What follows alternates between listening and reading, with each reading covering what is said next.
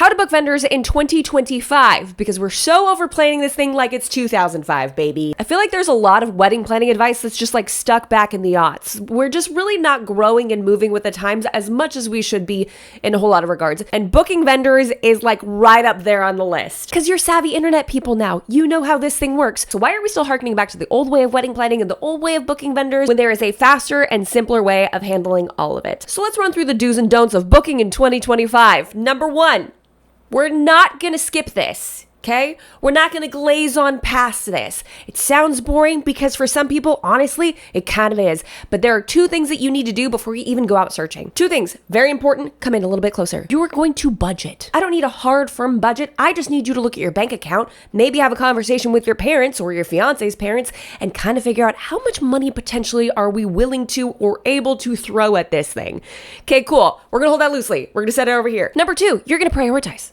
You're going to figure out if a really good DJ is important to you. You're going to figure out if a really high-end caterer is important to you, if your outfit is important, if the music is important, if the guest experience is important, if having an amazing bachelorette weekend is important. You need to establish all of those things as early as possible because it will affect where you spend your time, your effort, and your money. Because there's a lot of weddings out there on the internet that are absolutely gorgeous, but their priorities were probably a lot different than yours, including, but not limited to, their budget, the size of their guest list, their budget, their catering team, their budget. By establishing a list of priorities between you and your fiance, which by the way, I would recommend maybe picking a top 3 for each of you.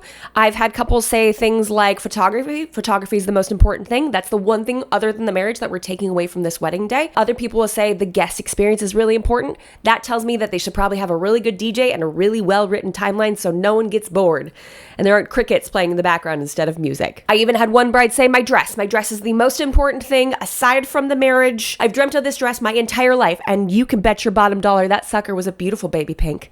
She looked absolutely stunning. Now, please note, when we're saying these things, it's not that we don't want the guests to have an amazing experience. It's not that we don't want incredible food. It's about defining where we want to spend the most time, effort, and or money to ensure that portion, that vision comes to life. Now, because I've been doing this for a long time, I see a general top 5 things that you have to have a wedding, okay? So we've already established our budget loosely, okay? We're gonna reformat it if we need to once we actually get hard numbers from vendors. And then we're gonna set up our priorities: photography, catering, DJ, venue location, destination location, etc. But more often than not, we see these top 5 things become the most essential for a couple planning their wedding.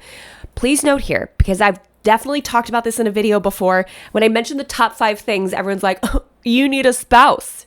You need a ring. You need that for a marriage. You don't even need a ring for a marriage, okay? But like the marriage license signing portion of things, you need an officiant, you need vows potentially, and you need someone to get married to. I'm not talking about what you need for a marriage. I'm talking about what you need for a wedding event. First thing you need is a location. Where's this going down? Where's it happening? And ideally, it's going to have 1 bathroom for every 30 to 50 people. So if you have 150 people, that is a minimum of 3 restrooms. Why am I bringing this up when I'm briefly going over everything? You'd be surprised how many couples skip this one tiny little important detail and how obnoxious it is for guests. Second thing you need is some sort of food and beverage. It does not need to be a 5-course meal. You do not need to be serving alcohol or some sort of craft beverage. All you need is something for people to consume, and no, a Mickey and Minnie impersonator is not enough to replace actual calories. The third thing you need is some sort of seating. Unless you're doing a standing only ceremony, which means you'll have to kind of blaze through that pretty quickly, but what are you gonna do afterwards when people are eating? You can of course have a cocktail style reception where everyone's just kind of standing around, but you will still need some seats for those who cannot stand for the entire time. 4 things that's kind of important: an outfit on your body. One thing we are no longer doing in 2025, okay? We are no longer doing this, is we're not getting outfits that don't make us feel good about ourselves.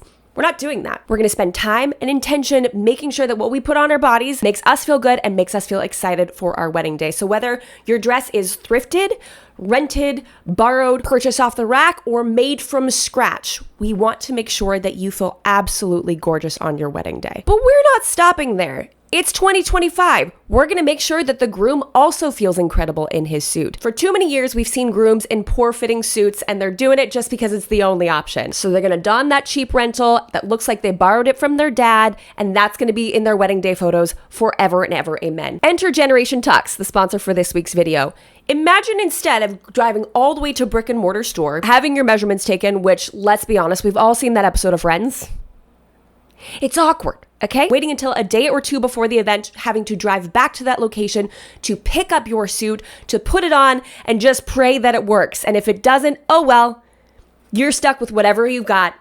And enjoy those photos afterwards, friend. Instead, with Generation Tux, they have an online algorithm. All you gotta do, I kid you not, is go on. You could do it during a commercial break. Some sort of like sporty thing with hoops, baskets, home runs, touchdown things. You enter in your height, your weight, and you build out your avatar just a little bit. There's like a couple options that they give you, answer a few more questions, and boom, you're done. Now, because of the over 90% accuracy of this online avatar, not only are you going to get a suit that fits you amazingly well, Generation Tux is also size inclusive and offers free and easy replacements on any sizing that doesn't work for you. The suits will show up at your door 2 weeks before the event, gives you plenty of time to put it on your body, see how it works, see how it fits. If there happens to be any issues, you contact customer service right away, and oftentimes they'll send out the replacement before you even get yours in the mail. And the suit you get, it's not your dad's suit, because they have both modern and slim fits made out of super something merino wool. So you are able to rent a suit at the fraction of a price of buying something of that same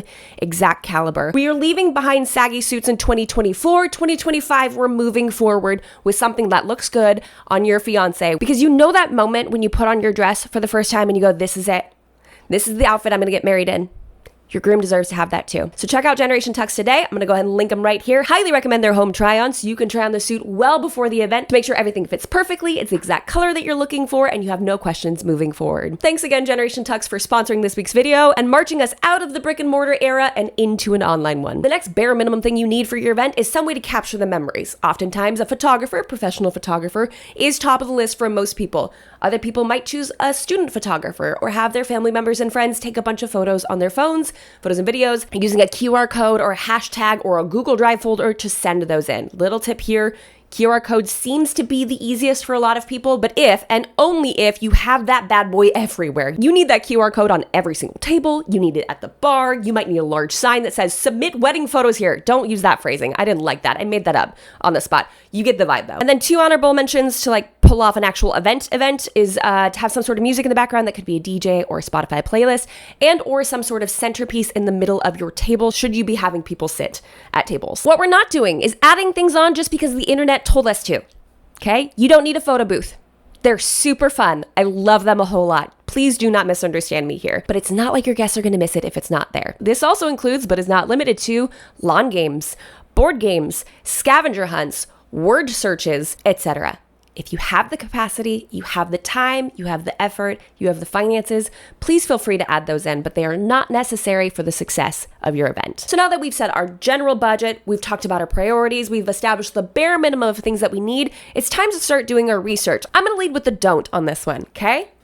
Controversial. We're not going to go to the knot. You know, the same knot that had a class action lawsuit filed against it for fraudulent and otherwise unfair business practices, including fake leads, overcharging vendors, and not letting vendors get out of their contracts. The knot had their moment in the sun. It's not looking good for them. They probably need some aloe for that sick burn. Here's where we're going to go instead. I've heard a lot of wonderful things about Zola. That is another option for you, but I'm much more of a grassroots kind of girly, so there's a couple other areas that I would highly recommend before going to a curated website like that. The main way I want you looking for vendors is word of mouth. Now, word of mouth looks a little bit different these days than it used to back in the day. Now we're talking about word of mouth on the interwebs. First place I want you to go, Facebook groups. Facebook groups are my wedding Google. If you've heard me talk about this before, you are an excellent student of this channel. Here's your gold star. I'm gonna repeat myself, okay? Let's say you're looking for a photographer. Your ideal budget is going to be about $2,500. You're looking for anywhere from 6 to 8 hours of coverage, ideally with a second shooter in Des Moines. Go ahead and type that into Google and tell me what you find. I mean, you'll find photographers that have really good SEO. They're ranked pretty high up there, but you're going to have no idea what they cost. And while they might be close to your area, you're going to have to investigate each and every single one of them to see if their price range is even anywhere close to what you want to be spending. And since most vendors don't include their pricing on their website, you're going to have to contact each and every one of them to figure that out, which is, you know, for some, slightly obnoxious. Instead, let's take that same scenario. Hi, I'm getting married in Des Moines. I'm looking for 6 to 8 hours of coverage with 2 shooters. My budget is $2,500. Does anybody have any recommendations? Now, this Facebook group is ideally local or big enough nationally. Mine's pretty big if you want to check it out. literally my favorite, to get a hearty enough pool to give you results. What you're going to end up finding out is in these Facebook groups, not only are there couples who are like, oh my goodness, our photographer is so-and-so, we really enjoy them, we're in that area, we're around that price point, you should totally check them out. They've now filtered down for you personal experience and price point.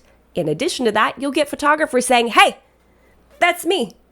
I can do that price point, I can do those hours, and I'm local enough to make that work. So not only have you narrowed down the price, the hours, the location, but you now have people basically throwing their hats into the ring because they want to be considered. And isn't it nice to feel a little bit pursued instead of the person that does all the chasing? Another way that we're looking for vendors is preferred vendors through a venue or vendor you have already booked. Here's the deal. Preferred vendors, in my opinion, is like picking your favorite coworkers. If I have a great time with a DJ, plays incredible music, treats the couple really nicely, really intentional, doesn't spend too much time on the microphone, and overall makes the experience an unforgettable event for the guests and the couple alike, guess who I want to work with again? If I have a photographer who does incredible art and really captures the soul and the spirit of the wedding day and is also mindful of the overall timeline, guess who I'm going to add to my preferred vendors list? If I have a caterer who serves incredible tacos at a price point that works with 75% of my couples, guess who's going to be on my preferred vendors list? So if you find a vendor that you love and trust and works within your price point, generally speaking, they're going to have recommendations for other vendors in other categories that will have good food, good personalities, and good price points. Because yeah, if someone asks me for my preferred vendors list, I'm going to be like, please hire these people. You're going to have an incredible experience, and so will I. Now, please know, because I know someone's just going to twist this around. It's not about making my day easier necessarily. It's more about how they serve the clients. And if they do a good job of that, and they're kind and courteous and have a good price point, then they're making it on the list. If I'm just doing it to have my buddies around me, I'm not doing it correctly. So you still got to use your gut. You still have to interview the vendors, and you still have to see if you jive with them, okay? But it's a good baseline. Third place that you can look for vendors is Instagram. Go to your venue's website, run through some photos, and see who is tagged in those photos, and then just go down the rabbit hole of mildly stalking them. If you see across the board, you like their presence, you like their overall look, you like their aesthetic, you see rave reviews, then you can reach out and contact them. But we're not just blindly Googling things, and we're not using the not. And last, the interview and hiring process. In 2025, we are reading the contracts. We're reading the contracts, ladies and gentlemen. We've seen this movie. Okay, we saw how things played out about 5 years ago, and we're not having a rerun. We want to see what those contracts look like. We want to see what their cost is per hour, per person. We want to understand what their cancellation policy is, force majeure clause, act of God. We are going through all of these things to make sure that you feel super confident going into your wedding day, knowing that this contract will protect both you and the vendor that you're working with. Now, a lot of couples are not going to know what is considered normal. That's why I recommend reaching out to more than one vendor per category. So if you're looking at photographers, get contracts back from 3 different photographers. Actually read through those. We're no longer crossing our fingers and hoping for the best. We are reading our contracts and looking for anything that stands out or feels a little bit wonky. And we're going to ask questions about them. For example, I had one photographer who wrote into her contract that it was a requirement that the wedding planner and or coordinator bring her her meal wherever she was taking her break, which I'll have you know is not normal. We're there to support, of course, but we're not there as their personal concierge. So I reached out to her and said, hey, what is that? She goes, oh, sorry, I had to include that because there's been a couple events where I didn't get any food at all whatsoever. And so if I use the really strong language, it tends to get people's attention. I was like, yes, it does. That's weird. I would change that. Don't do that. But if you're not working with a professional wedding planner, they're not there to scour through those contracts for you. In the past, there's this joke that like the only people that read contracts are lawyers or people who are going to law school. That's it. Everyone else we just know just skims it. And we're so leaving that behind. And we're done booking vendors that don't make us feel good about ourselves. We're done. We're not doing that anymore. If our personalities don't jive, I don't care what the final number is on the contract. I don't want my couples working with you. If you're rude or gaslighty or a little bit bossy or you treat your clients like they don't know what they're talking about, even if they don't, okay? We still need to make this a respectful process. We are picking vendors that have a good personality that we want to work with. Of course, personality is not everything. That's not what we're saying here. But we are going to make sure that there's enough of a connection that we don't loathe the sound of their voice on your wedding day. We want to make sure that you feel heard, understood, and respected. And if you don't understand something, we want a vendor that is willing to explain it to you in a way that helps you to understand it. No more gaslighting, no more talking down to, no more, oh, you don't know how this works. We are so over that because you and your fiance deserve better for your wedding day. And lastly, we're going to be bold. when we have a budget to work with, and if we need to do some sort of negotiating, we're going to do it with intention and respect and clarity. Hi, love your work. Your photography is absolutely insane. We loved communicating with you. We definitely feel heard and seen, and this has just been like a really great experience. I'm going to be totally honest with you. $3,200 is not something that we can swing. We are definitely hoping to keep it under $3,000, if not $2,700. We respect your art. We respect your craft. We really want to work with you. Is there anything that we can remove and or change in the current package that you sent to us to make it reach a budget that we can afford and we still get the wonderful opportunity of working with you? Not, can you give us some sort of a discount?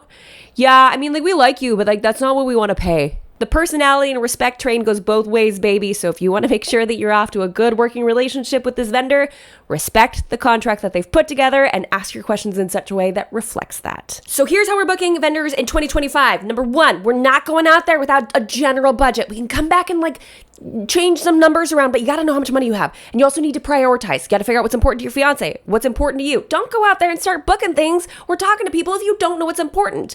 Number two, we need to establish your top 5, okay? Get that stuff figured out for your event. I understand you need a spouse and a ring and an officiant. That's for a marriage. For your event, you have to have a minimum of those 5 things. So I think we're going to do is we're going to research, okay? We're going to research our little fingers off, but we're also going to make people do the work for us. Hello, Facebook group. Who would like to work with me?